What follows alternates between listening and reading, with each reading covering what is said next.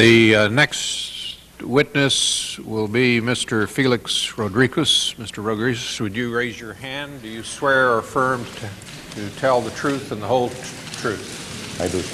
You may be seated.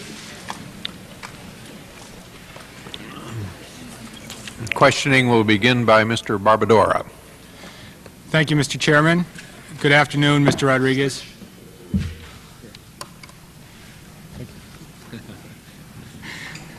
Good afternoon, Mr. Rodriguez. Your true name is Félix Rodríguez, correct? That's correct, sir. And you have also been known by the name of Max Gomez, correct? Yes, sir. Mr. Rodriguez, you are a citizen of the United States who was born in Cuba, correct? That's correct. And you came to the United States in 1954 to attend school, and in 1958 you moved here permanently, is that right? That's correct.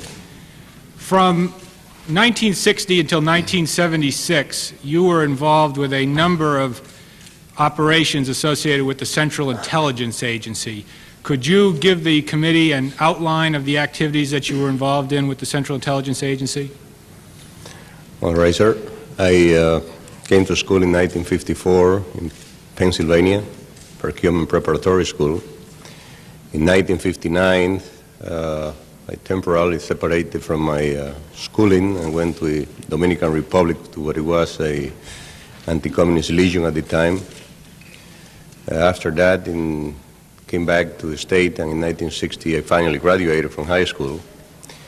At the end of 1960, I joined the training camps, Central American country that we all know, where later the Bay of Pigs invasion was launched from. I was trained there. I was trained in another Central American country. After that, we were, as you asked me to give a rundown on it,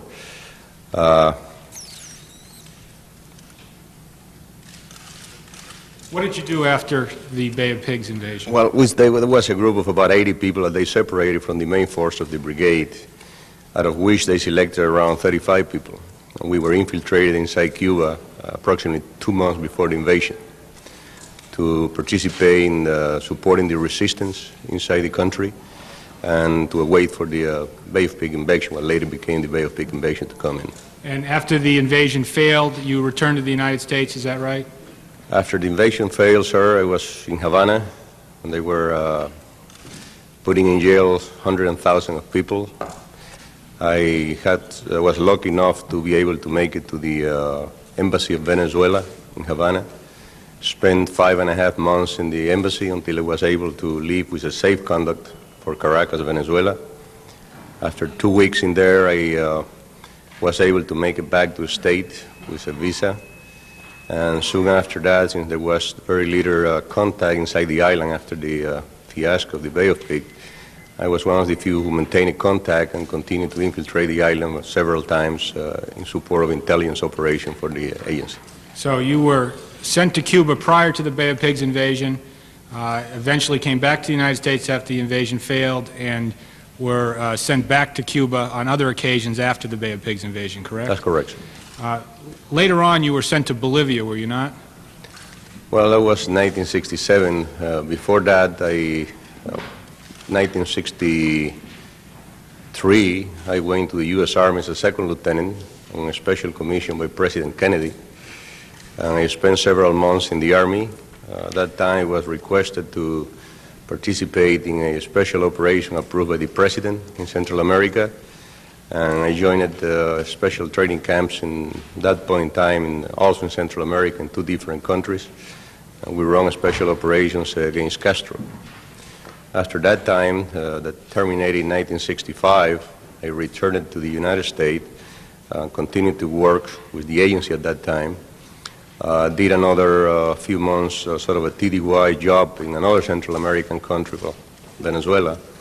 And after that, I returned and I was elected between 2 individuals. Among several individuals, I was one of the 2 that was elected to go to Bolivia to participate in the capture of what later became Che Guevara.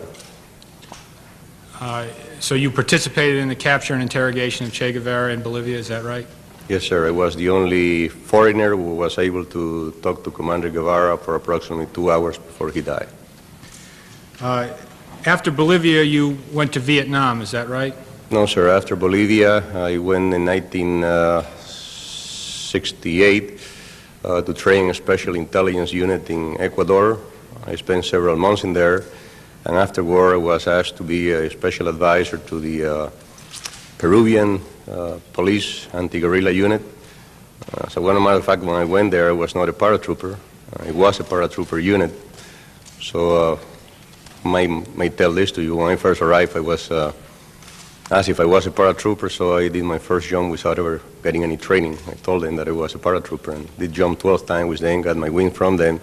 And while I was there, the military coup of Velasco Alvarado took place. My unit was surrounded by the army. Eventually, they solved the problem, but they didn't or terminated all kind of U.S. aid in Peru at that time. And I returned to Miami. And I volunteered to go to Vietnam, which I did in 1970. I extended, and I went there in 1970, 71, and 72. What did you do in Vietnam? Well, sir, in Vietnam, I started advising a special group called the Provincial Reconnaissance Unit. During that time, I started very small to develop a helicopter concept that became very successful as time went by. I got recognition from the armed forces. That helicopter concept was something that was used against insurgents, correct? Could you explain briefly what that helicopter concept was? Yes, sir. It was very, very difficult to locate a very small guerrilla units in the area around Saigon. So the only thing that it occurred to me had to be an eyeball-to-eyeball contact with them. First of all, intelligence was very important. It was very accurate, provided by the agency.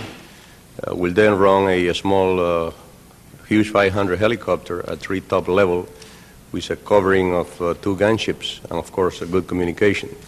And as soon as we had a eyeball-to-eyeball contact with the enemy that took some fire, we were able to mark them with color smoke grenade and getting immediate reaction from the gunships. In Vietnam, did you work for a person named Don Gregg? Yes, sir. Don Gregg was the regional chief in the area of around Bien Hoa, Saigon, what they call Region 3. When did you retire from the CIA?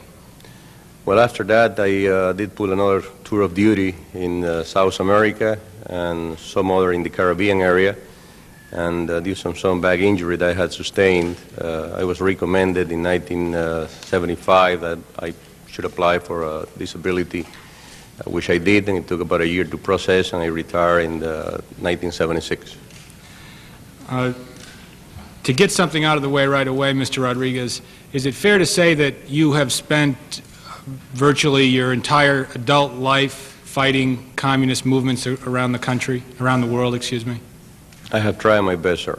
It's very hard to lose your country to communism. And the experience that we went through is something that sticks with you, and I want to take this time to tell you.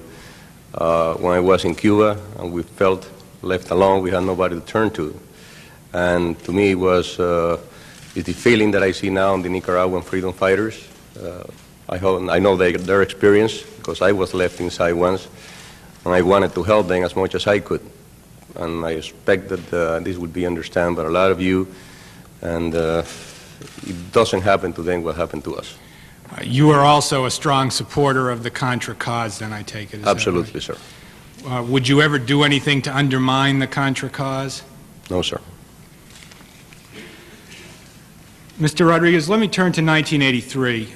At some point in 1983, you decided to go to Central America to assist a Central American country there with an insurgency movement that was operating in that country. Is that right? In 1983, yes, sir. What did you think you could do to help this country with its insurgency movement? Well, sir, the scenario changed in different parts of the world, but I believe that my concept was going to be valid in any of those parts. This is the helicopter concept that you used in Vietnam? Absolutely, sir.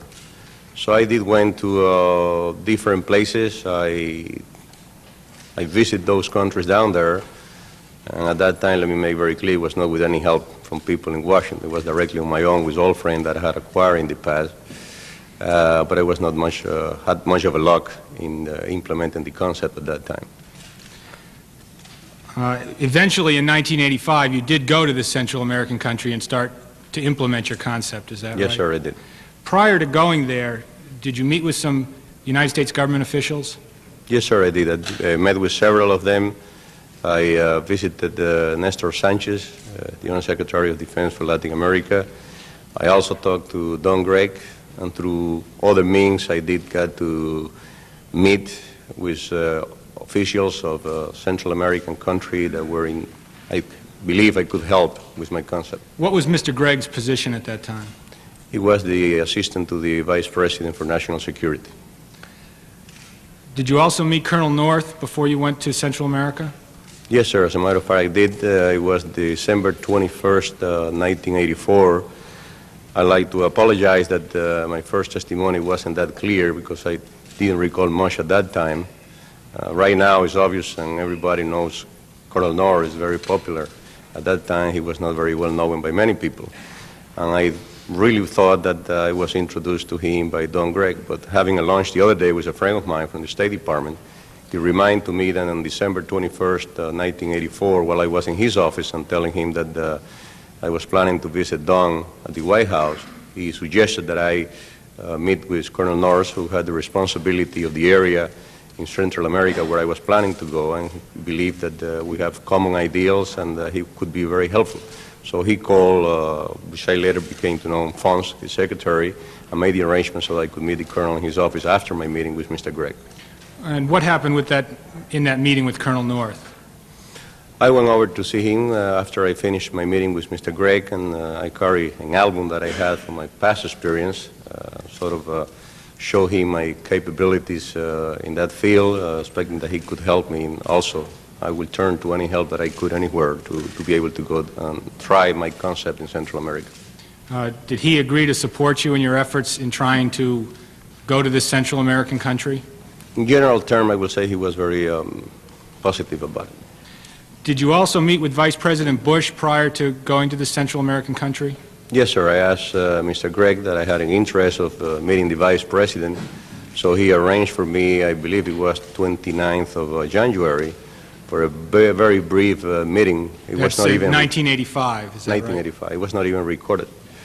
It was just to go in and shake hands, and we spent a little longer time because, if I recall, there was a news program where they had the Vice President's family, and so we watched it together, and I showed him my album, and he was very interested in my life story. Did you tell the Vice President that you intended to go to this Central American country to assist them with your helicopter concept? Yes, I did, sir. Did you have any discussion with the Vice President at that time about the Contras? No, sir, no whatsoever. How long did that meeting last? Well, it took probably a little bit longer than we expected because he was actually watching the TV program with his family. So, but actually our conversation was specifically showing my album. I even brought him an album that I have a picture taken with Che Guevara and others, and I think it was very interesting for him or anybody to see it. And just after that, we shook hands and I left. When did you actually go to Central America? Well, sir, I actually arrived in Central American country where I work and helped these people in exactly on the 15th of March, 1985. And what did you do when you got there? Well, when I got there, first of all, I had an introduction to the local people before I went there. And when I got there, it was sort of set up my shop in a place that a friend of mine provided for me, which is in the city. And there's a private individual which I know, and he's a local by nationality, not in the U.S. And I sort of very easily tried to start into providing my advice, which was very hard to do at the time, because very few people will understand and anybody will go there and trying to implement a concept like that without requesting any money. I believe if I had requested a salary, it would have been much easier than what it was, because nobody will believe that somebody could do this for free. You weren't being paid for what you were doing. No, sir, I was not being paid. I was paid morally by my own feelings. How were you supporting yourself while you were down there? Well, my retirement will take care of my family. This friend of mine, who was a local individual, provided me with a place to stay, and I could sign the place where I was for food. And did you begin to assist the government? It was hard. The beginning was very hard. I had a big break in April 18 when we were able to capture a commandante alive. And that was my breaking point in introducing the concept and getting respect for the local people for the concept itself. Between March of 1985 and September of 1985, how many missions did you engage in for this government? Well, altogether, sir, it was over 100. I don't know exactly during that period. My helicopter was hit over 15 different times. I crashed once. I was able to fly back my pilot that was wounded in one of the operations. Between March and September of 1985, did you do anything to support the Contras, or were your activities solely confined to assisting the government with the counterinsurgency operation? It was mostly just strictly on that type of a field, the helicopter concept, and trying to get parts that was some kind of hard to get at times. When did you first hear from Colonel North after arriving in Central America? I think we met in several occasions, sir, during that period. At one point in time, he asked me that he wanted to talk to me. I think I was in Washington. I cannot recall the exact time, but it was before September of '85.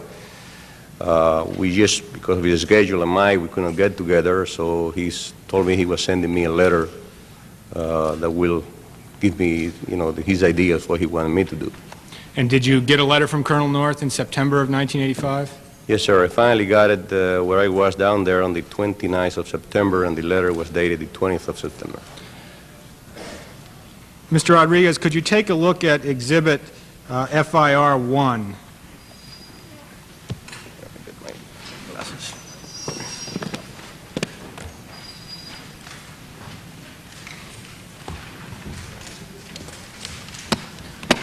And there should be a book of the exhibits in front of you. What was the exhibit again, sir? There should be, the exhibit should be in the book in front of you.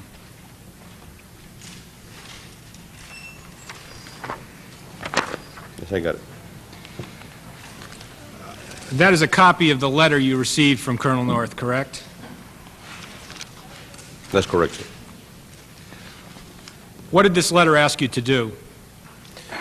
It was basically to request from the area where I was a location for maintenance of aircraft. I was told that where they were operating, it was very difficult to maintain their aircraft, and they didn't have any place with enough security to do it. And he felt that I had the respect of the people where I was, and I could be instrumental in asking them to see if they will support strictly for a space ramp to maintain this aircraft. Let's go over this letter in a little more detail, Mr. Rodriguez.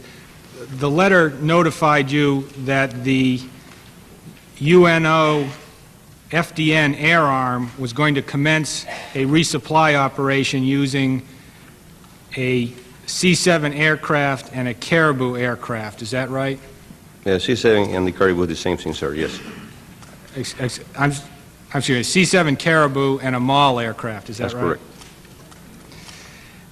And what the letter asked you to do was to provide maintenance facilities at the air base in the country where you were working. Is that right? Yes, sir. Basically, to get a space, I was told that there would be no need for any local maintenance. The group will have their own maintenance and clear people, clear personnel that will be able to maintain this aircraft. So the FDN would provide the mechanics to work on the planes. All that Colonel North wanted was for you to gain the permission of the government to use the air base as a place to work on the planes. Is that right? That's correct, sir. Did this letter say anything to you about storing arms and ammunition on this air base? No, sir.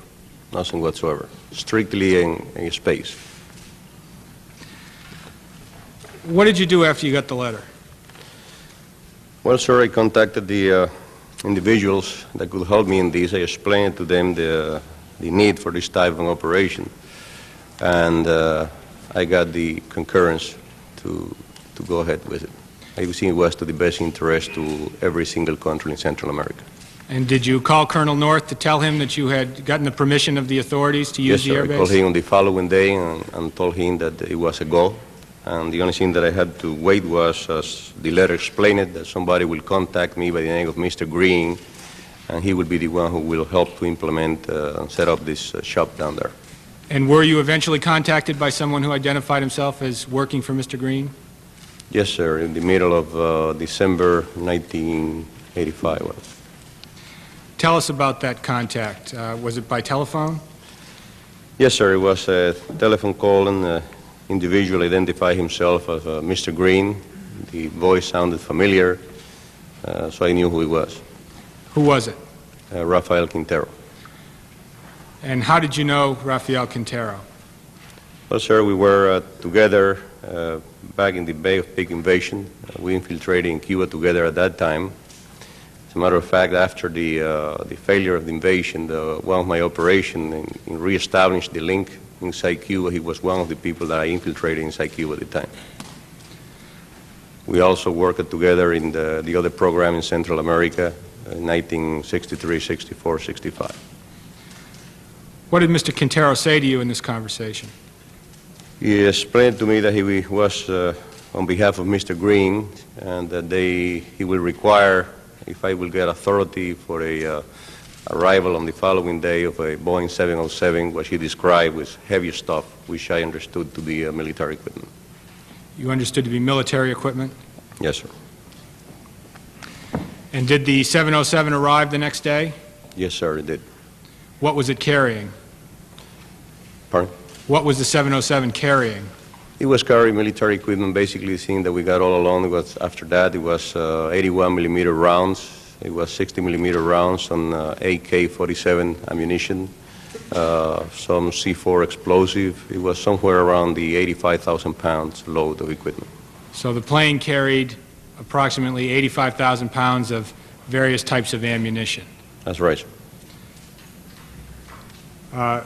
Who owned this 707? Well, he had the marking of Southern Air Transport. And did you subsequently learn where these arms had come from? Well, according to the manifest, that was not accurate because it said only 36 pounds on board. It was coming from Portugal. What did you do with the ammunition? We had to store it in a local warehouse. You stored it at a warehouse on the air base, is that right? That's correct.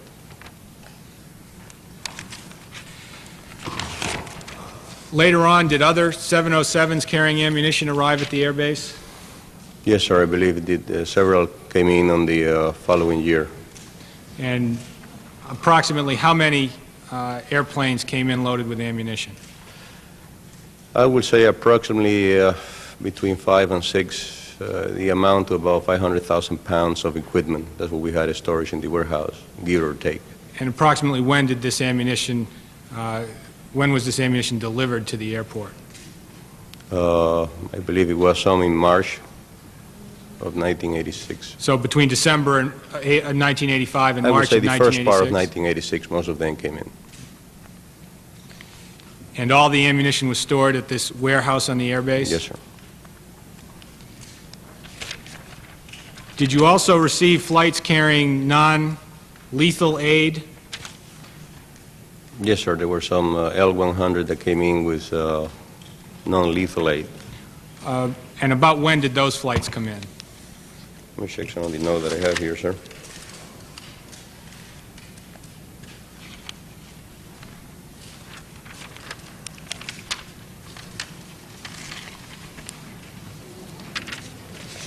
Some came in 9th of February, and the first one came on January 17. Mr. Rodriguez, could you pull the microphone a little bit closer? All right. Thank you, sir. Sorry. And how many flights came in carrying non-lethal aid?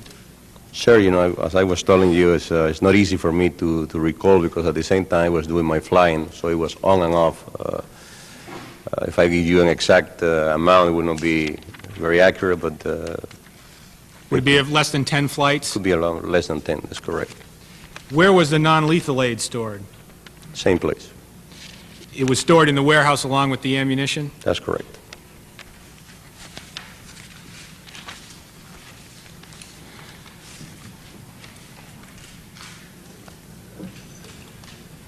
The letter that you received from Colonel North in September referred to C-7 Caribou and Maul aircraft that would be arriving.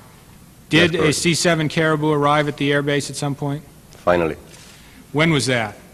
Well, it didn't actually arrive. He actually had an emergency landing before he got there. It was in such a poor condition that he had to drop everything that was from the inside in the middle of the field and eventually make an emergency landing nearby our area. It was Would it have been in February or March of 1986? it was in February of 1986, sir. And you mentioned there were some problems with the aircraft. Could you describe what those were?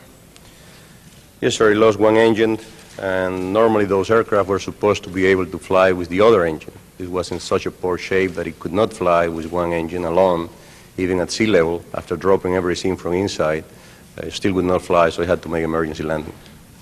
You say they had to drop things out of the plane. What did they drop out of the plane? They dropped a spare part and a spare engine, and even the manuals, spare tires and everything. This was while they were flying to the air base in Central America? Right, that's what they were trying to find a place to land for an emergency before they even got to the air base. Did additional aircraft arrive at the air base? Yes, then eventually one MAL arrived, and then one C-123. Once the operation became fully operational, how many aircraft were there?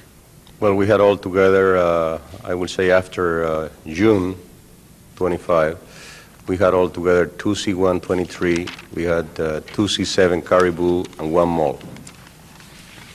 When did the operation actually start to make airdrops? Well, there was a first airdrop, as I recall, that was made by the L-100, and it actually was made at night. First time they could not talk to they did talk to the people, but were not able to find them. On the second night, they were successful in finding them at nighttime and make a successful airdrop in the south front. Would that have been in March of 1986?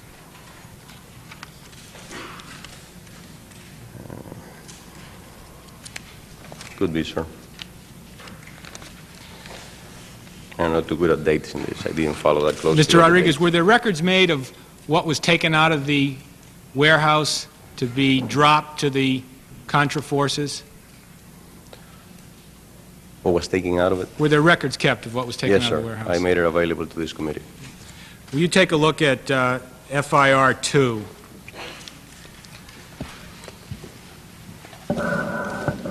And I just represent to you that FIR 3 is a translation of Right. FIR 2. That's correct. Are these the records of what was distributed from the warehouse between May and September, which you provided to the committee? That's correct, sir, and I believe to be very accurate.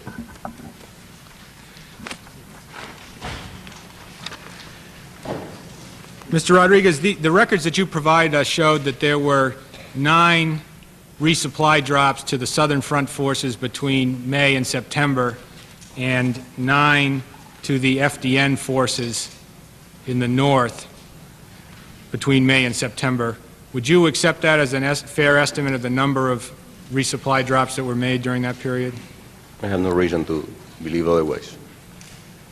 They also show that the vast majority of the drops were made in September of 1986. Is that your recollection of when the drops were made? That's correct, sir. Why did it take until September for these drops to be made?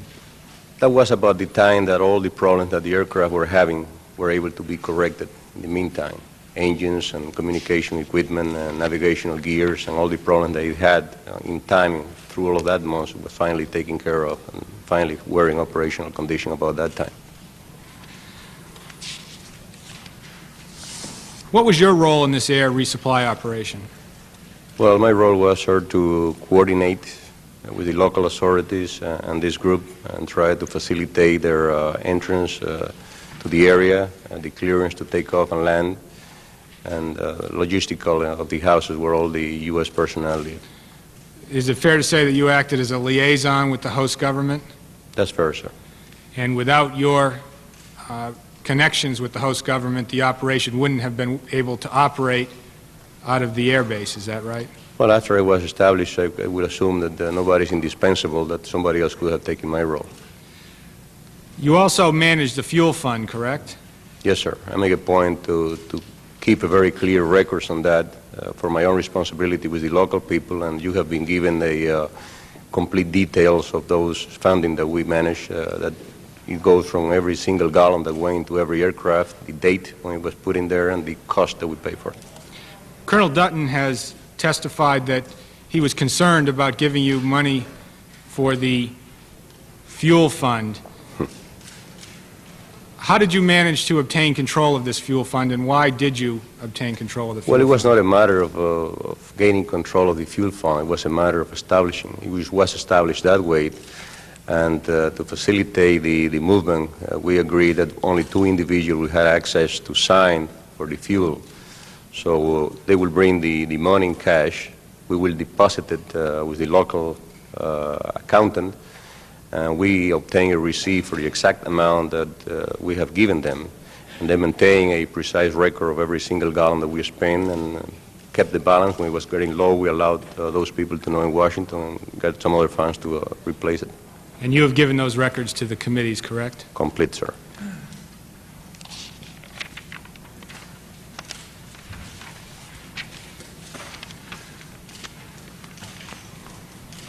When you first got this letter from Colonel North in September, who did you think was going to be running this resupply operation?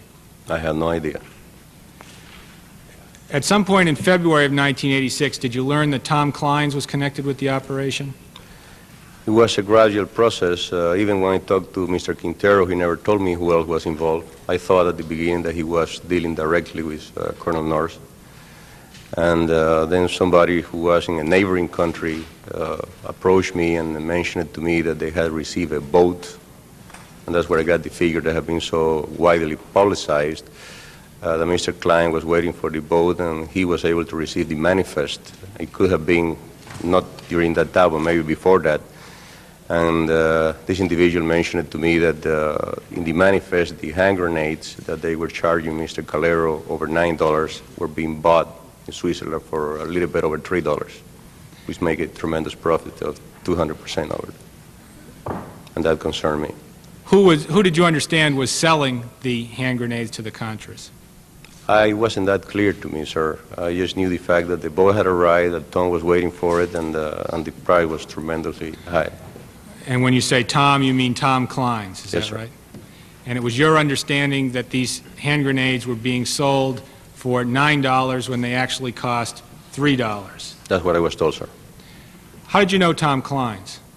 I knew Tom back in the 1961 when I came back from Venezuela. He was my case officer. I want to make clear to tell you that we were very close friends. I had a high regard for him at the time. It was unfortunate that because of the Wilson and Libyan situation in 1979, we completely broke with each other. And it was very hard for me because he did a lot for me in my career. But it got a point in time where perhaps principles and what I have fought so long became in conflict with Mr. Klein's attitude at the time. And from that time, we didn't have any fight or anything, but we just separated away from that time on. So you knew Tom Kleins from your days working for the CIA, correct? That's correct, sir. And you were a close friend of his. Yes, sir. And at some point you broke with Mr. Kleins, is that right? Yes, sir. And what was the reason for breaking with Mr. Kleins? Well, sir, I knew about his involvement with Mr. Wilson at the time, and I had very little respect for Mr. Wilson and his connection with Gaddafi, which I consider an enemy of Cuba and an enemy of the United States. And at that point in time, we sort of separated. And I'd rather not speculate more about it. And what was your reaction when you learned that Mr. Kleins was connected with this operation? It was a big surprise because I know he was very close to Mr. Quintero, and why would not have him tell me anything about it. So I found kind of funny that he was involved in that and never been told me of anything. Were you concerned that Mr. Kleins was involved with the operation? Yes, sir. When did you learn that General Secord was running this operation? Well, sir, it had to do with an incident of a mechanic that came to our area in... That was in February of 1986, right, wasn't it? That's correct. Why don't you describe that incident? I'll give you the exact date, because I don't forget that date.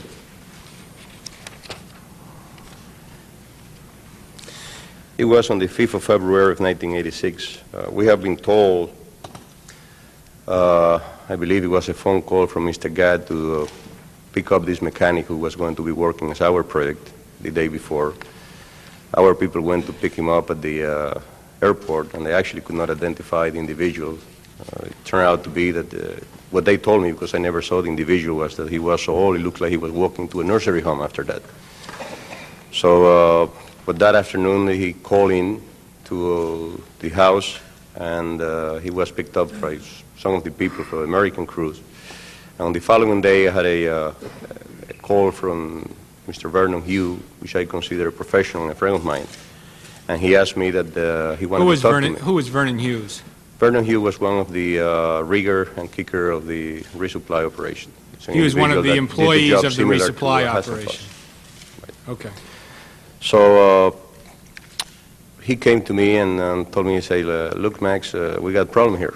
I say, why? I say, this guy came here, and the first evening he drank 24 beer. The second day he drank 36, and he said that he was told that this was a money-making operation. That he didn't like our house, that he wanted to move to a hotel.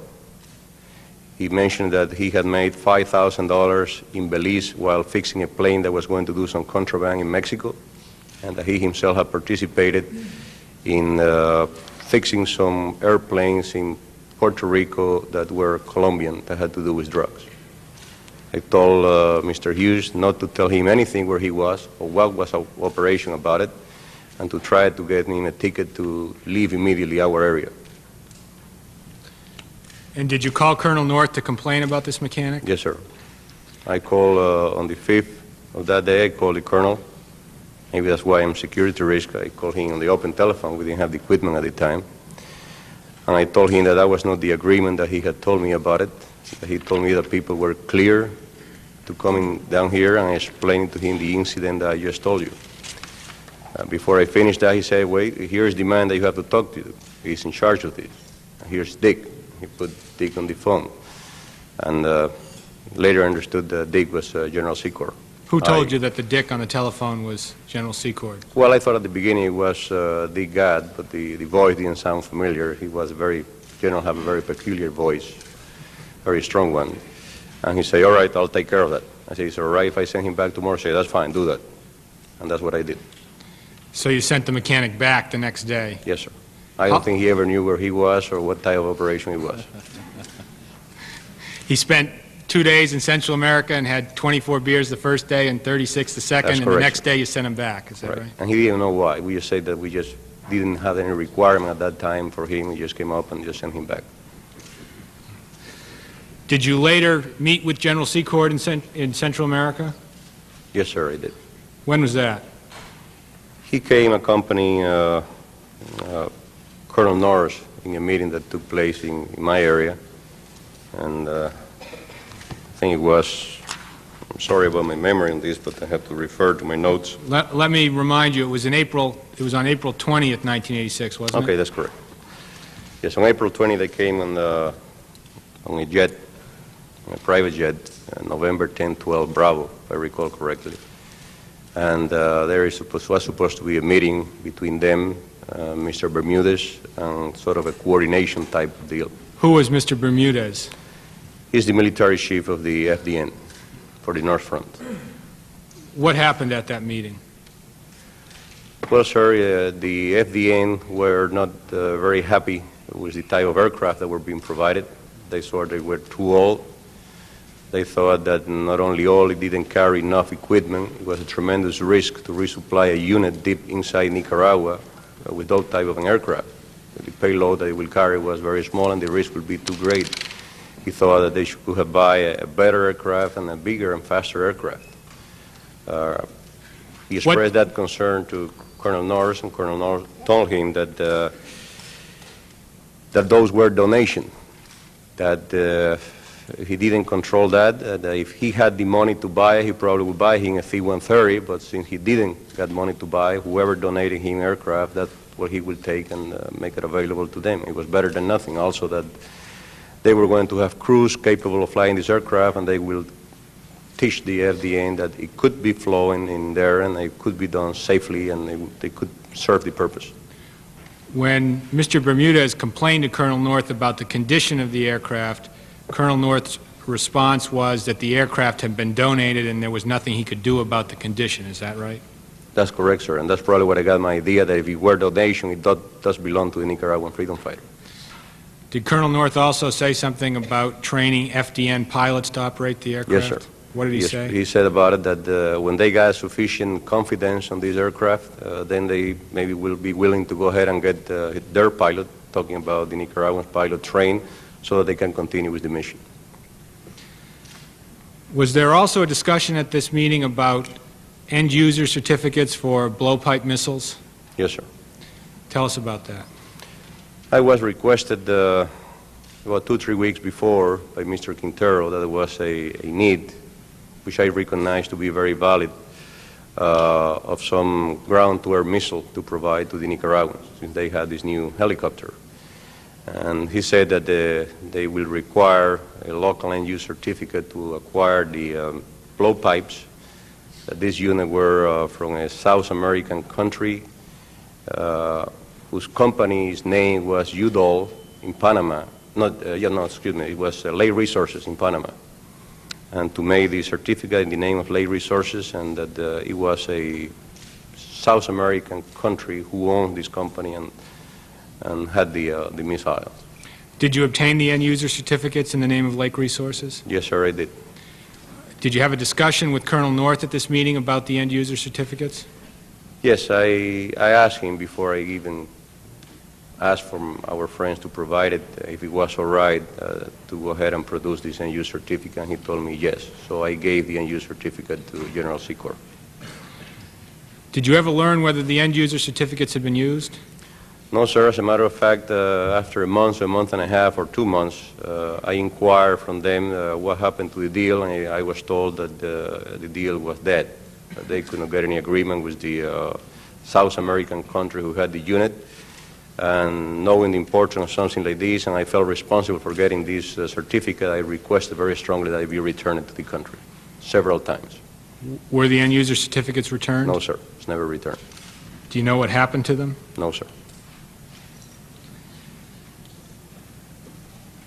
Mr. Rodriguez, at some point that spring, did you make a decision to leave the resupply operation and your involvement with the country in Central America? 2 days after that trip, sir. What was the reason for your decision to leave? Well, it was a very personal reason. I don't know if I got a sick feelings or something, but after I saw the people in there, I didn't feel comfortable with it, and I thought I would better leave. You didn't trust the people that were running this operation, is that right? Basically, sir. You didn't trust General Secord, and you didn't trust Tom Kleins, is that right? For this type of operation, with that much money, no, sir. Why didn't you trust them? I think it's hard for me to answer that, sir. It was just a feeling. I just didn't want any part of the operation anymore at that point. Well, let me suggest something to you. Could it have been that you were concerned that in prior activities that General Secord and Tom Kleins had been involved in profiteering, and you were concerned that they might be involved in profiteering in this case as well? You said it. Could be. Well, what's your answer? I don't have any specific. I just had a feeling, sir. I just wanted to leave at that time.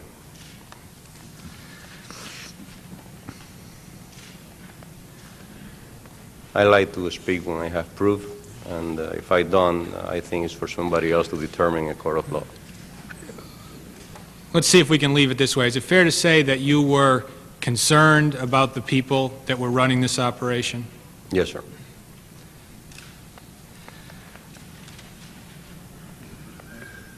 There has been considerable testimony about communication security devices called KL-43s. Did you ever have a KL-43? Yes, sir. I had a KL-43, and I altogether sent over 77 messages, which I gave copy to you of all of them. Who did you communicate with using the KL-43? I checked the record again. It was all the time with Mr. Quintero, with Mr. Dutton, and I believe there was one message to Mr. Cooper that was used in the machine that I have from somebody else in Miami. But the rest of the 76 messages were between myself and Quintero and myself and Mr. Dutton. Did you ever use the KL-43 to communicate with Colonel North? No, sir. Never did. Let me go back to your decision to leave in May, and let me ask you, at around the same time, did you have an appointment to meet with Vice President Bush? Yes, sir. When did that meeting take place? The meeting actually took place on the 1st of May of 1986. Prior to the meeting, did you meet with Colonel North? It was after the meeting that I had with Colonel North. Who was at the meeting with Vice President Bush? Well, if you want me to go a little bit backwards, when I decided to leave, I communicated to my local friend in the area that I was planning to leave. I would not give him any reason. I just told him that I was tired, that I had been for over a year flying there. I have been separated from my family too long, and I was going to leave for a while.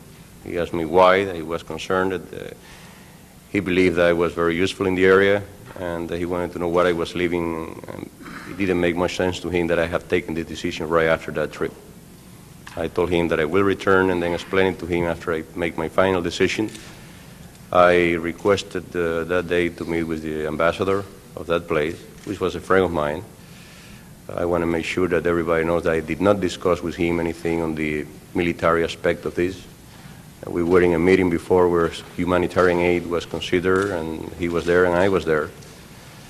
I didn't tell the ambassador either my principal motive for leaving. I just told him that I was planning to leave, that I was tired, that I would also feel bad about, I put it like, begging for airline tickets for my friends to be able to commute back and forth to Central America. He told me that I was doing a magnificent job on the helicopter concept. He'd hate to see me leave, but anyway, he took my address and telephone number. He liked to keep as a friend and keep in touch. Let's then move ahead to May 1st, and I want to ask you again, didn't you meet with Colonel North before meeting with the Vice President? Yes, sir. I made a point during that meeting to go a little earlier to the White House. I went to the third floor to Colonel North's office. I didn't give him any reason. Basically the same reason that I gave my other friend. I told him, I said, look, Colonel, I am tired. I have been well over a year now down there, and I can arrange for anybody else to continue with this type of operation, but I am leaving. What was Colonel North's reaction when you told him you were leaving? He told me that it was very important to state that all soldiers get tired, to take 2 weeks vacation if I wanted, but he didn't want me to leave. And I told him I was still leaving. I was still planning to leave. What happened then? Well, I left his office. I came downstairs to the office of Mr. Gregg, and we jointly went to visit the Vice President. I had carried with me an album of my operations in Central American country where I was, which shows my helicopter operation. It shows even when I crashed in the helicopter while we recovered, and a whole sequence of that. I briefed the Vice President. Who else was at the meeting besides you and Mr. Gregg? It was Sam Watson, and was also Nick Brady, senator, I believe, who was in the Kissinger Commission, and the Vice President said that he thought it was interesting to Mr. Brady to stay, since he was in the Kissinger Commission interested in Central American affairs. How long did the meeting last? It could have lasted anywhere between 15 minutes and 25 minutes, because it took a little time while I was showing him the album. And I went by to explain to him when I started the problem that I had with the operation in the area where I was, all the problem that I went through to finally get the operation established, the successes that we had, and also explained to him the report that we had that the guerrilla in the area had reduced tremendously from 11 to 12,000 when I was there until less than 4,000 at that point in time. What operation are you referring to? Helicopter operation. So you told the Vice President about what you were doing in conjunction with the government of that Central American country in dealing with the insurgents, is that right? That's correct, sir. And I showed him the album that had to do with my operation there. I want to make clear that at no point in any of these conversations I ever mentioned to him anything that will remotely be connected to the Nicaraguan or the Contras. You anticipated my next question, Mr. Rodriguez. I knew you were coming to that. Let's be sure we're clear on that. Did you say anything to Vice President Bush about your activities on behalf of this resupply operation? No, sir, not to him or anyone on his staff. Did you say anything to Vice President Bush about what Colonel North was doing in connection with the resupply effort? No, sir, not at all. Why didn't you discuss this with Vice President Bush? I didn't see a reason why to discuss it. When I went to the area that I went was for something completely different, and now this has become a big issue. At the time, it was just it wasn't of that important, and I didn't feel that it was my duty to tell him or anybody else, for that matter. Did you tell Vice President Bush of your decision to leave the Central American country? I was planning to, sir. What happened? Well, when we went into the meeting, and I was showing him the picture from my helicopter concept, an aide came in and said that the ambassador to the area where I was wanted to talk to him briefly. The Vice President, as I recall correctly, said he didn't have time, he had somebody else, another appointment, and his aide insisted that it would take only a few seconds. So at that point in time, the Vice President agreed, and the ambassador to the country that I was came in with Colonel Norris. Colonel Norris did stay in the background, and the ambassador came in and shook hands with all of us, and he told the Vice President that I had done a magnificent job in his area, and that he wanted that as long as he was ambassador there, that I would stay. I'm sure the Vice President knew what he was talking about, because I haven't made my pitch that I was leaving yet. So at that point, you decided to stay? It was kind of hard, and I think everybody got flattered when it's not every day an ambassador goes there and asks the Vice President for somebody to stay in a country. So I think that I made that decision. So out of embarrassment about telling the Vice President you were going to leave, you decided to stay and you returned to Central I America? didn't even mention anything from there on. Did you meet with the Vice President again later in May? Yes, we knew there was going to be a celebration that takes place in Miami on Cuban Independence Day on the 20th of May. So I did visit that place with a local officer friend of mine. And we met with the Vice President very, very briefly. I was in a room with about 40 different people, and he came in and shook hands with us, and I asked him if he would take a picture with my friend's wife and with him, which he did gladly, and he introduced us to his son, Jeb, and that was about the extent of it. Did you say anything at this meeting with the Vice President about what you were doing No, sir. in connection with the resupply effort? Not at all. Have you ever had any other meetings with the Vice President? No, sir. That's all the 3 meetings that we ever had. If you can consider this, I mean, it was very, very short.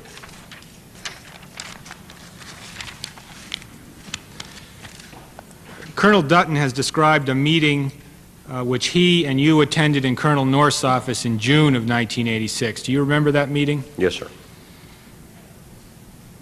What was the purpose of that meeting?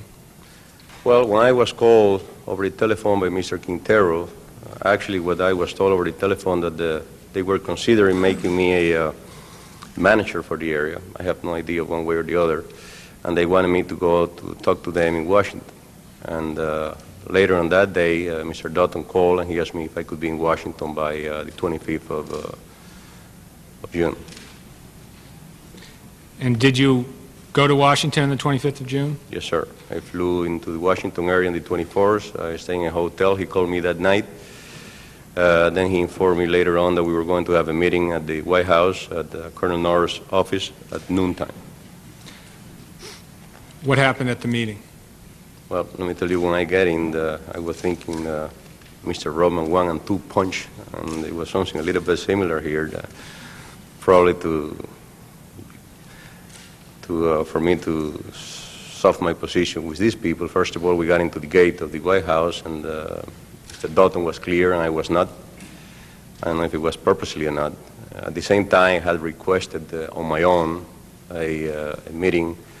Not a meeting, but the access to one of the secretary at the Vice President's office to be able to pick up the photograph of my friend's wife with the Vice President. She had been asking for it, and of course, since they don't know anybody or people like that, they asked me to come up and pick up in a book that they have the picture of the two of them so that the Vice President will sign it for them. So I asked them to, I called the office, and as I understand, the Vice President was out of the country, and so was done. And one of the secretaries there, Medley, I believe, was going to take me at 1:30 to pick up this picture. So we got in before time. We got in at 12 o'clock because I had this other meeting with the colonel, and I wasn't in, so I called in and finally got myself clear. And we finally got into the office of Colonel North, which is a different office at this time of 2 levels. When you got into the meeting with Colonel North and Mr. Dutton, did you discuss this proposed reorganization plan? He showed me the paper of the reorganization. We had more block than people that we had, but it looks pretty impressive in paper. What was your role to be in this reorganized operation? I was the liaison between them and the host government. What was your reaction when you were shown the reorganization plan? I smiled. I just give it back to him, the papers. Did Colonel North also talk to you about a communication security problem at that meeting? Yes, sir. The colonel started by saying that Bob here, referring to Mr. Dutton, want you, or his people down there said you have been very helpful with them, and they want you to be part of this organization. But I am not sure because, you know, I have been told that you are a security risk, that you speak openly over the telephone, over a radio that you have. And I have to admit that I was mad. I'll be very polite here, but my words to him were not that polite. I told him that he thought I was a security risk. He could, in little stronger word, keep his operation, that I would have nothing to do with it. He told me that I had to understand that it was a matter of record that I have been a security risk, and I say, well, prove it to me. Show me any paper that said that I have compromised any operation in this process. The colonel told me that because of the Freedom of Information Act or whatever, I don't recall exactly what he said, that he could not show it to me. I say, well, I'll give you an authority in paper. I'll sign for you any paper you want so that the CIA, the FBI, the NSC will release any of my telephone conversation to you or to the press or to the world. But prove to me that I am a security risk. He lowered his face, he took some note, and he didn't mention that again. Then he asked, he wanted me to accept that job and receive a compensation of $3,000 a month.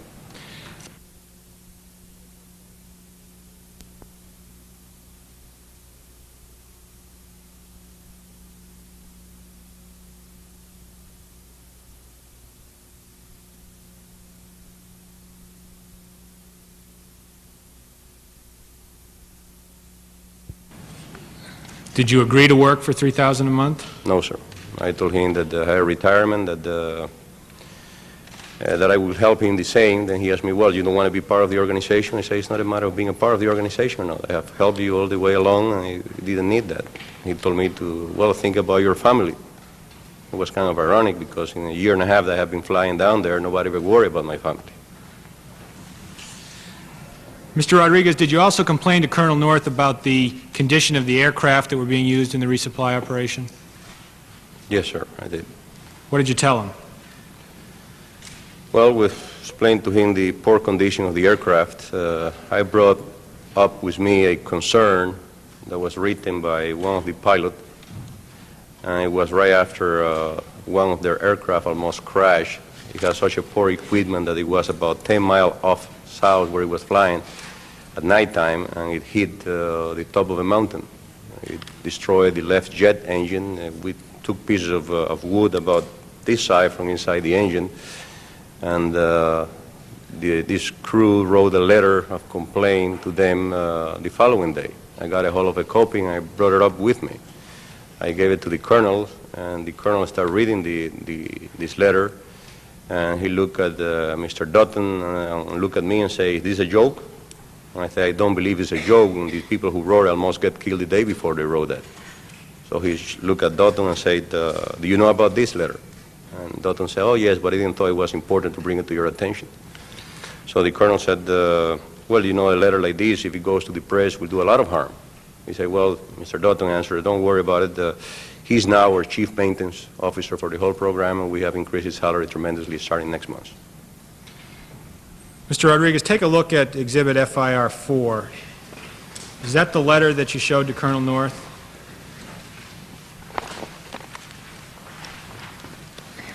Yes, sir, that's the letter. Who wrote that letter? Mr. Payawati. And who was he? He's one of the pilots that was in the operation. A retired colonel, if I recall, lieutenant colonel.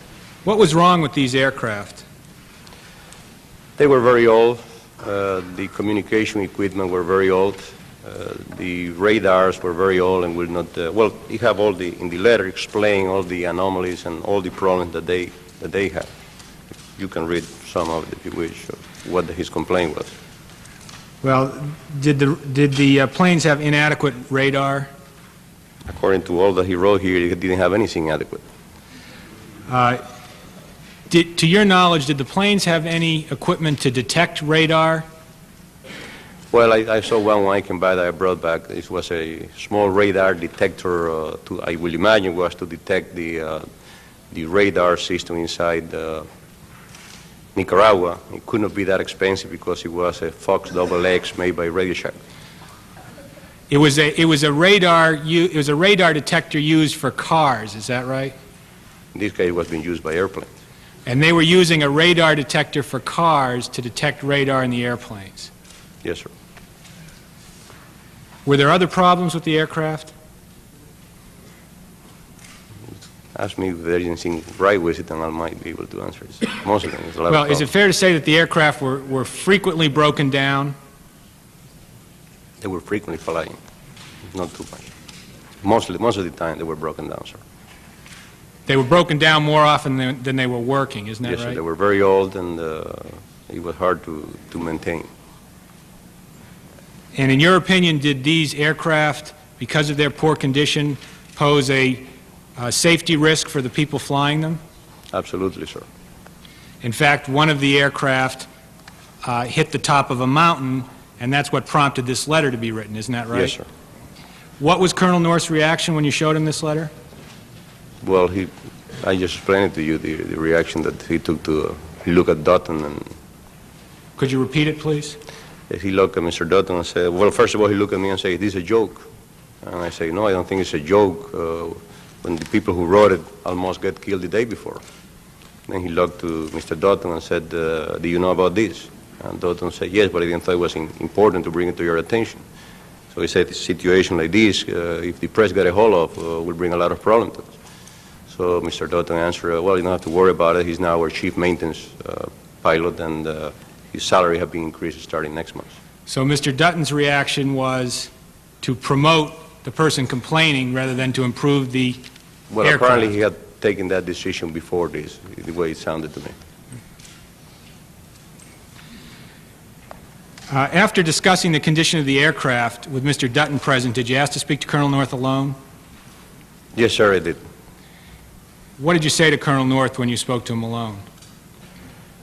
I was very concerned with the whole thing, and I asked if I could talk to him briefly alone.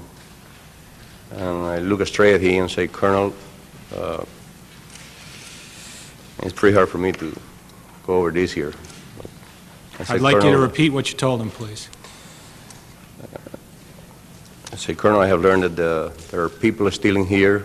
I have to understand that there are hand grenades bought at $9 a piece, bought at $3 a piece and sold at $9 a piece. And if this is known and the people which are involved connected to the Wilson case before, is going to be worse than Watergate, and this could destroy the President of the United States." He told me that that was not the case, that Mr. Klein was a patriot, that Mr. Klein was not buying any equipment from anybody, that he was just helping him in the transportation of the equipment. So at that point, I told him that I was going to leave. I had to go down to pick up some pictures, and I left the room. And was that your last meeting with Colonel North? Yes, sir. At some point before the end of the meeting, Colonel North also made a reference to Congress, did he not? Yes, sir. That was the day, if I recall, when you all had the voting on the aid to the Contras.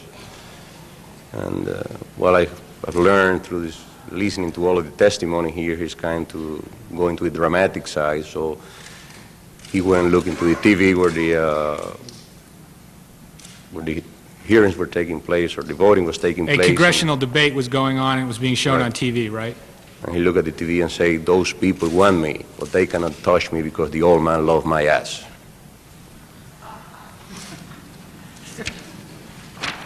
I'm sorry, but he told me to say it that way.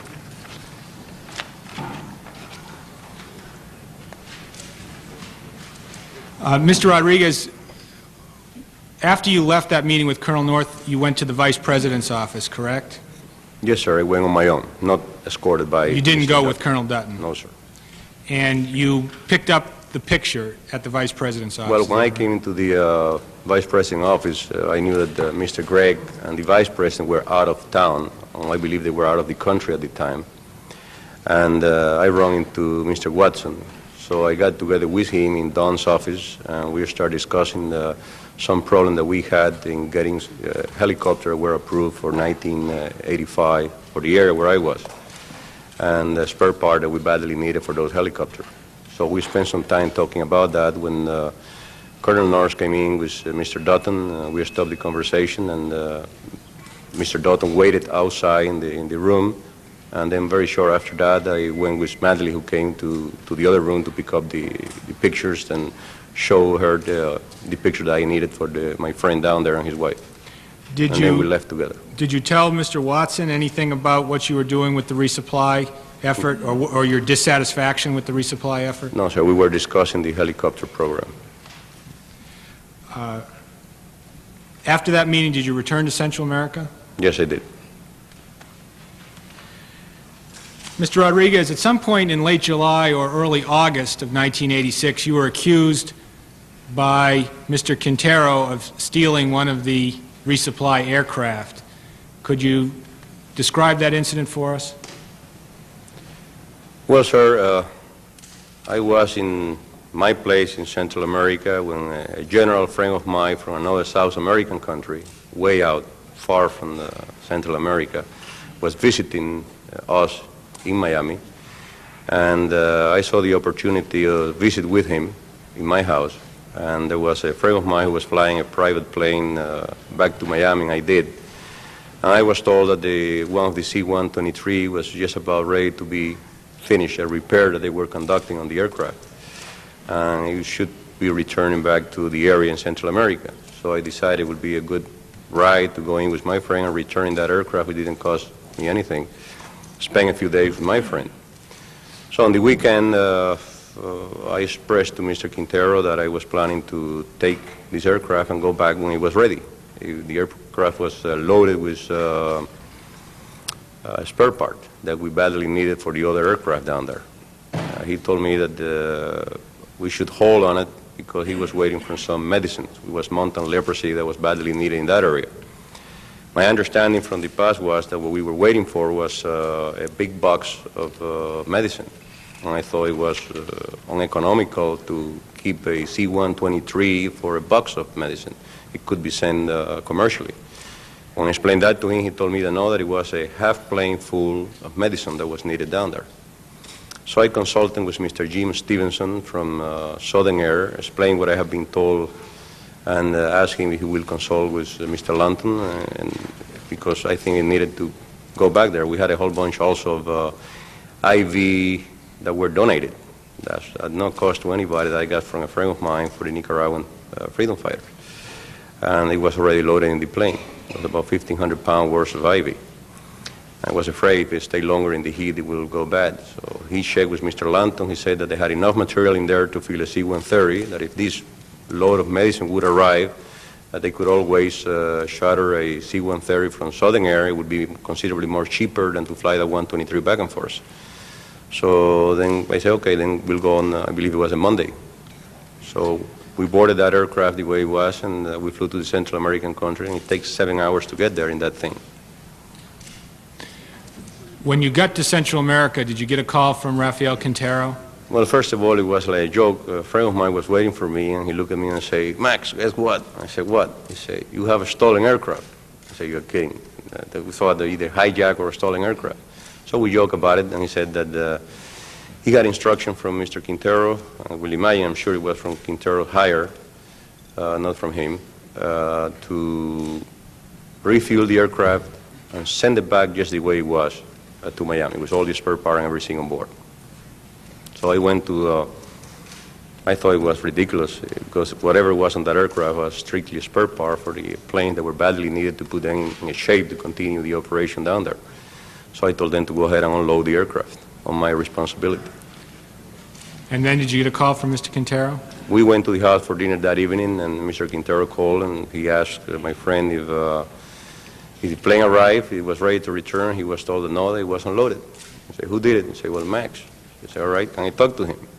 So he got on the telephone, he told me in Spanish, he said, well, are you with me or against me? So I told him, I said, Rafael, I don't think this is a situation of being for or against anybody. I think this is equipment which is needed here for spare part for this aircraft, unless this operation is finished and terminated. And he told me that's precisely what's happening. He said, we have terminated the operation. I should be back in your area in the next 3 days to close down all the houses and tell the pilots on behalf of their principal that if they do fly on those aircraft, it will be under their responsibility, that there will be no salaries for them, that there will be no compensation, no security, there will be no money for the houses, and there will be no fuel account, no money for the fuel. This thing is finished. What did you do after being told that the operation was being closed down? I was very concerned, sir, because even though the aid had already been approved by Congress, I know it will take a while before they could take over the support of these people inside Nicaragua. And I felt very strongly about it. I was abandoned once inside my country, and I felt it would be a disaster if these people are abandoned at this time like that. So I went to Mr. Hughes, a friend of mine, asking if he could get for me a crew that would fly for free. That I knew him and how he felt about the operation, and he told me that he would check. He came back to me and he said that he will fly for free, that Mr. Cooney, one of the other pilots, will do it, and also Bob Sawyer, which I have a great respect of him, and we die in the C-123 over Nicaragua. So the pilots agreed to fly for free, correct? Those 3 pilots agreed there was a crew for C-7 to continue to fly. So what we needed was the fuel, so I went to see a local friend of mine. I explained to him the situation that we had, and my strong feeling that these people could not be abandoned, and he felt the same way. It was to the best interest to his country as to ours that the Nicaraguan freedom fighter will prevail. So Mr. Hughes told me that he felt very strongly that if I talked to the rest of the crew, that they were not mercenaries, that they were people that needed money to live on, but that they will most probably continue to fly for free, for what they believe. So I asked them to set up a meeting with all of them in House C that we call, and we gathered up the American members of the crew in that house. Around the same time you received a call from Don Gregg, correct? I think it was probably after I had that meeting in the house. Within a day or two after the meeting, though. And in that call, Don Gregg said to you that he had heard from Ollie North that there was a problem with the aircraft. Isn't that right? Yes, the way it sounded to me, I didn't know. I believe that he didn't know exactly what the situation was. He called me and said, "Felix, do you have any idea of a plane that have been stolen and a pending suit?" Of course, I already have heard from a local in the area that I was that somebody was putting a suit. I don't know if it was for $500,000 on behalf of the owners of the aircraft. It was supposed to be a Panamanian company for stealing the aircraft. And he was, I guess, using Don and his influence and my friendship to get him to use me to release the aircraft. Colonel North was using your friendship with Don Gregg to get you to release the aircraft. Is that right? Sir. And you told Don Gregg in that conversation that you wanted to come up and see him in Washington, didn't you? No, I told him first, okay, Don. Then I sat and thought about it, and I said, well, I didn't want to talk to him about this operation like I never did before, but I thought it was legal now, that the Congress had approved the aid to the Nicaraguan freedom fighter at that time. And I decided then that it was time for me to go and talk to him and explain what had been going on, especially since the agency was in the process of taking over this operation. And that meeting with Mr. Gregg occurred in Washington on August 8th, didn't it? That's correct, sir. Who else was at that meeting? At that meeting, I believe, if he didn't arrive, he was not there, but arrived a little later, Mr. Watson, Colonel Watson.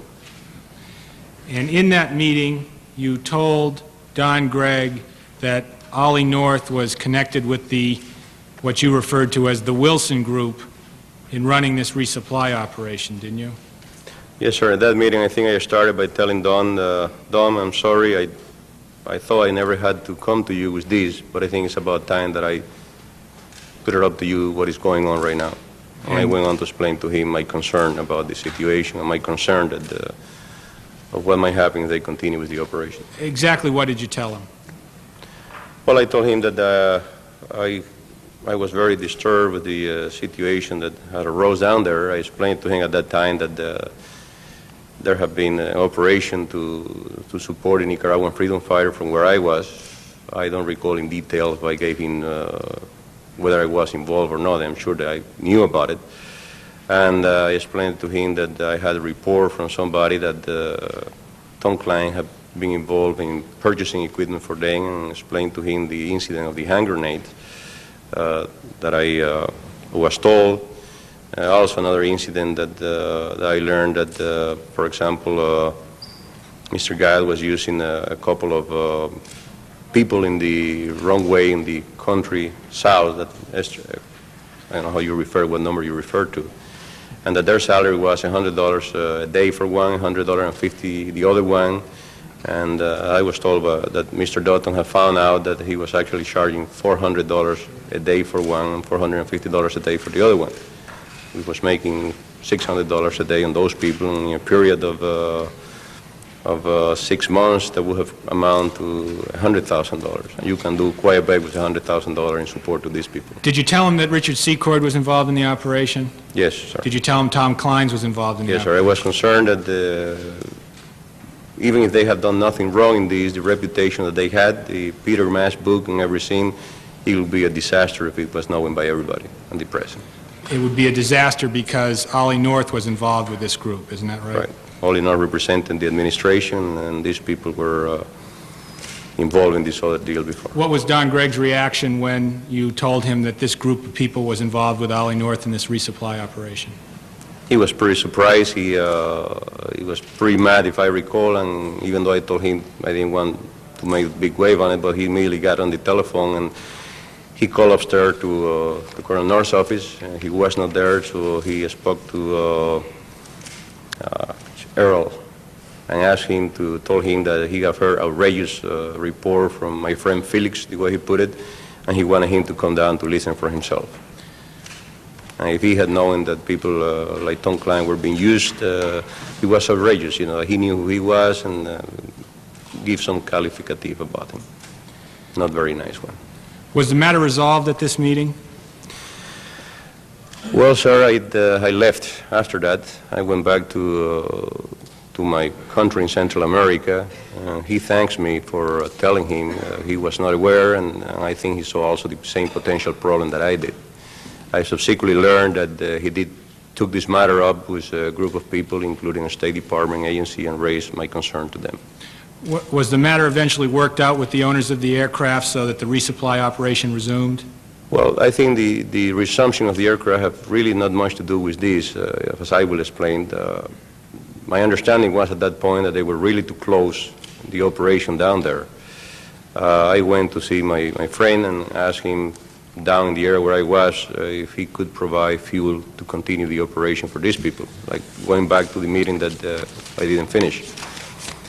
We got together all the members of the crew in House C, like we call, and I explained to him exactly what I have been told by Mr. Quintero. I'm sure he was acting on behalf of General Secord, I will imagine, and told them that as what I was told is that the operation was terminated, that they had the blessing of nobody from there on, that if they touch any of those aircraft was on their own. There will be no salaries involved for them.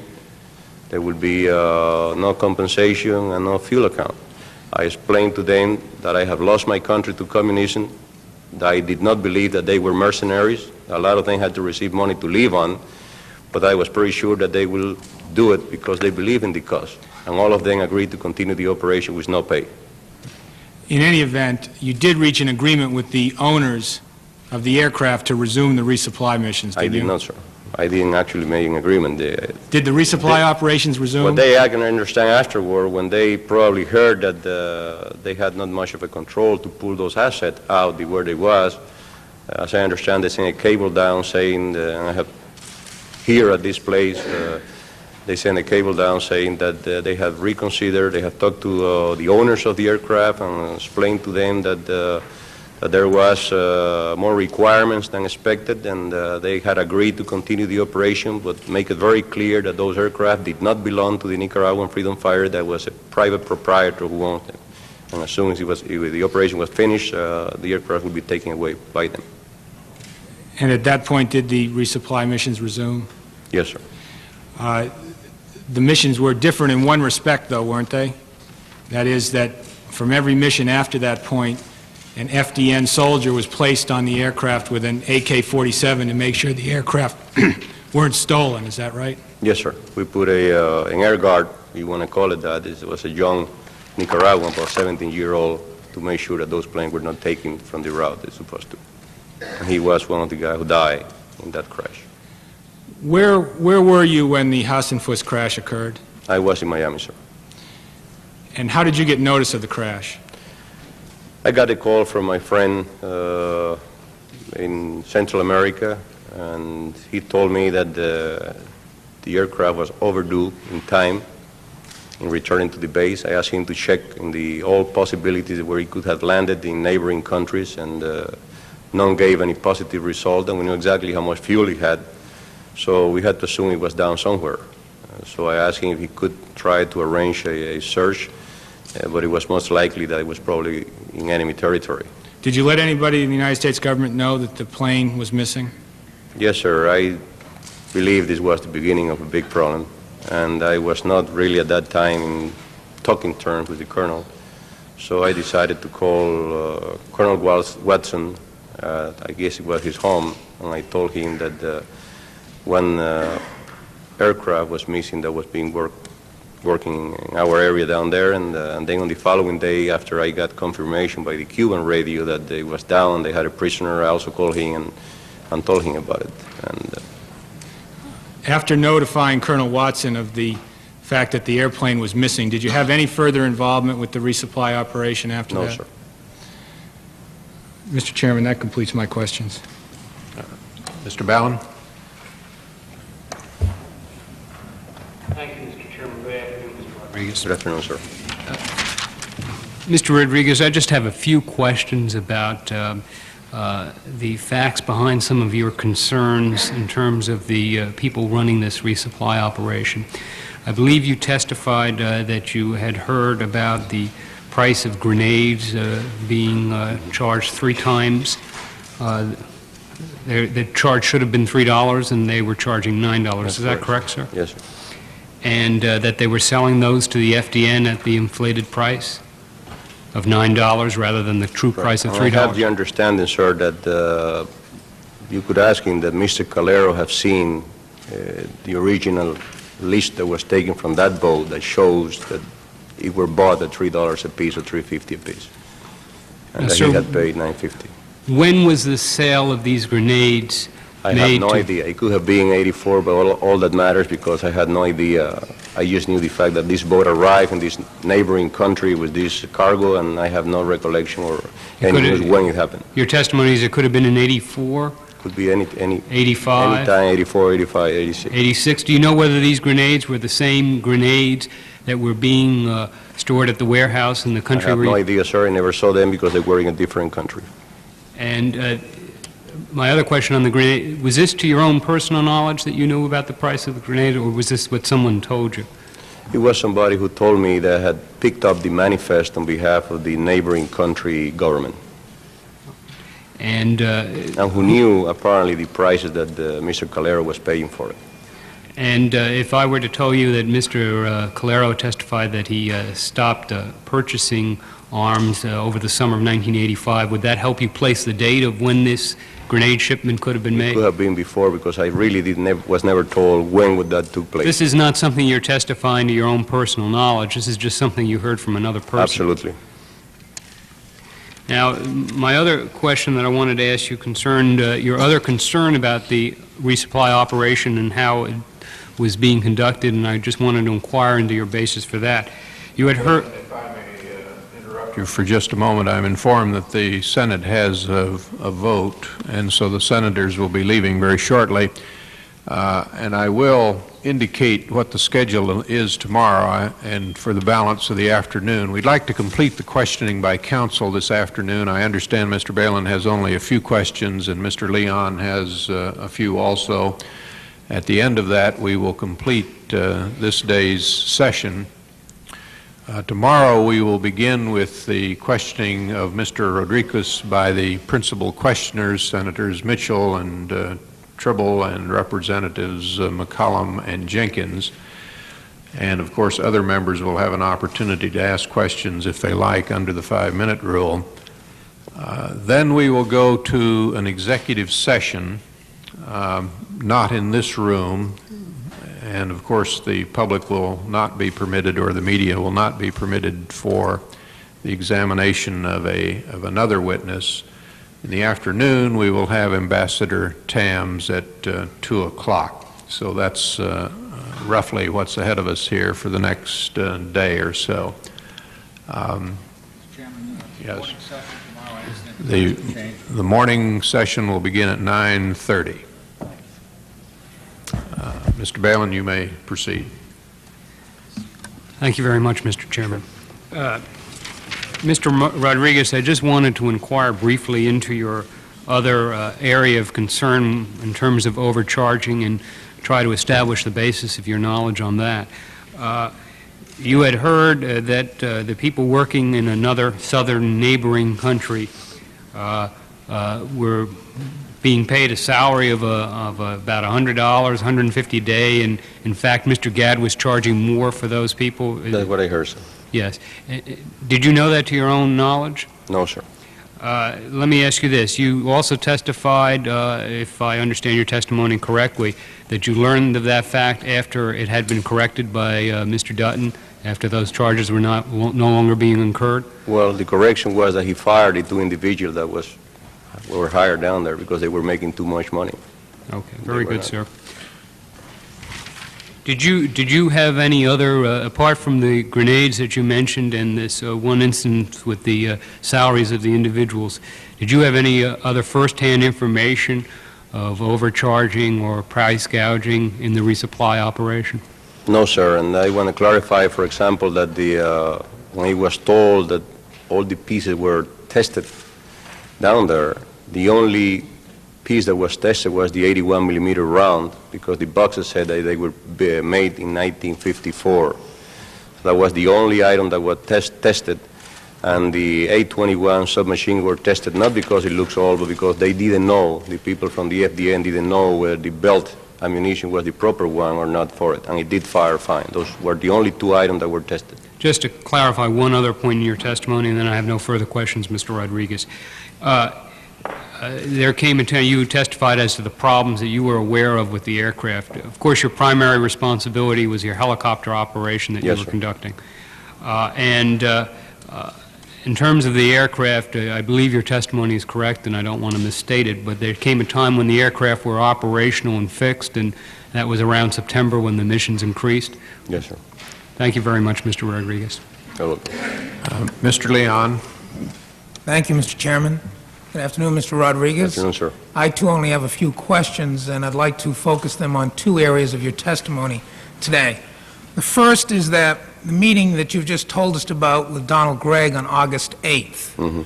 Just a couple of questions in that regard. First of all, prior to that meeting with Donald Gregg, you hadn't conducted any investigation yourself as to those areas you were concerned about, had you? About? Any investigation into any of the problem areas that you were bringing to his attention? No, sir. No. For example, with respect to Mr. Wilson, you had heard, and there's been some reference in the direct examination to Mr. Wilson and his involvement with Ollie North. Did you have any personal knowledge of Ollie North ever meeting with Mr. Wilson at any time? No, I don't think that Colonel North was ever met with Mr. Wilson. It was just the other people that were involved with him that had a relationship with Mr. Wilson in the past. So Wilson, as far as you know, was never involved in any way, shape, or form with the resupply effort? Not at all. Okay. And with regard to Mr. Klein's, as to your knowledge of Mr. Klein's involvement, did you have any personal dealings with Mr. Klein's as to this resupply effort? No, sir. Okay. I haven't even seen him during that time. I just heard of it, like what I told to the committee here. Now, with regard to that meeting again with Donald Gregg on August 8th, did you present him on that occasion with any evidence in any tangible form, way, shape, or form? No, sir. Did you present him a copy of that letter that you had previously shown Mr. North, the Piawati letter, I believe you referred to it, Exhibit 8? I don't recall if I did or I didn't. Did you ask him to conduct an investigation? No, sir, I did not. Did you ask him to do anything? No, sir. I just hope that this period will go by, pass, have the agency take over, and it will be better for everybody. Now, did you point out to him, Mr. Rodriguez, that Ollie North, the September before, had recruited you to assist him in this effort? Did I tell him? Did you tell Mr. Gregg on that occasion, on August 8th? I don't believe so, sir. Why didn't you tell him that Ollie North had recruited you and you'd been working with Colonel North? I didn't see any reason why to tell him. I really didn't. He didn't ask you, did he? No. Now, turning to that June 25th meeting that you had with Mr. Dutton and with Mr. North, at the end of the meeting you testified that you pulled Colonel North aside and you had a little discussion with him alone, isn't that right? That's correct. And that lasted only a matter of minutes, didn't it? Yes. And it was during that conversation with him that you, for the first time, I believe your testimony has brought to his attention some of your concerns That's about correct. the situation down there, That's correct. even though you had had many opportunities on prior occasions to bring it to his attention. Yes, that's correct. Okay.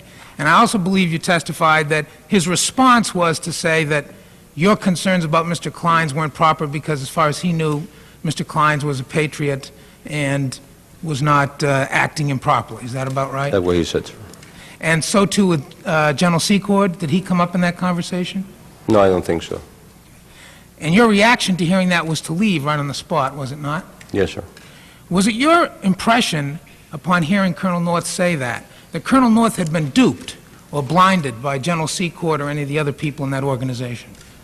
Could be, sir. I will not have any comment on that. You didn't think It he would was... be improper for me to try to speculate. I think that will have to come out in other way. Did you think he was collaborating with them in any way to try to hurt the Contra cause or to harm the movement down there? I just don't have I rather don't express a view on that. I really don't know. You were concerned with regard to the best interests of the Contras, were you not? Yes, sir. And there was nothing that indicated to you that Colonel North wasn't interested in the best interests of the Contras as well, was there? Can you repeat that again? There wasn't anything that Colonel North said or did, was there, that gave you the impression that he too wasn't interested in the best interests of the Contras? I didn't quite get your question, really. Well, was it your impression that Colonel North, like you, was interested in the Contras' best interest? Well, there's no question about it that the way he got support in the past, that he was interested in helping them. No further questions, Mr. Chairman. Without objection, the exhibits marked RCD 1 through 18 and FIR 1 through 5 will be made a part of the record. The committees stand in recess until 9:30 a.m. tomorrow morning in room 2172.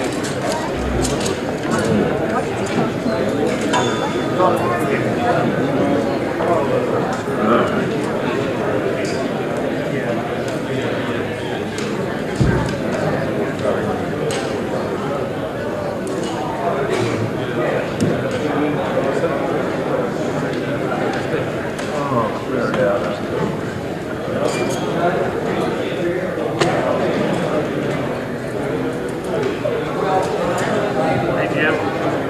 Can you kill 3? Power.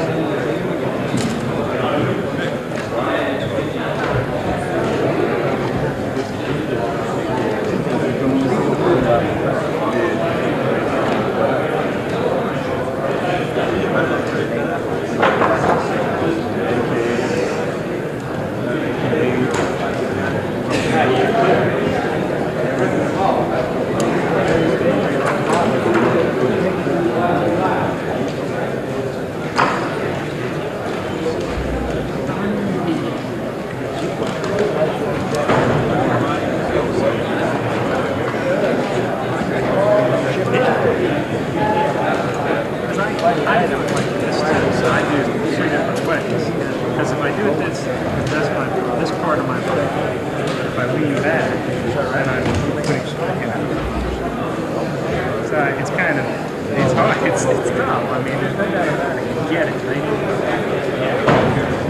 I'm trying to reposition, I'm trying to lock the camera down and reposition. There's only one thing wrong with this. So, yeah, before this,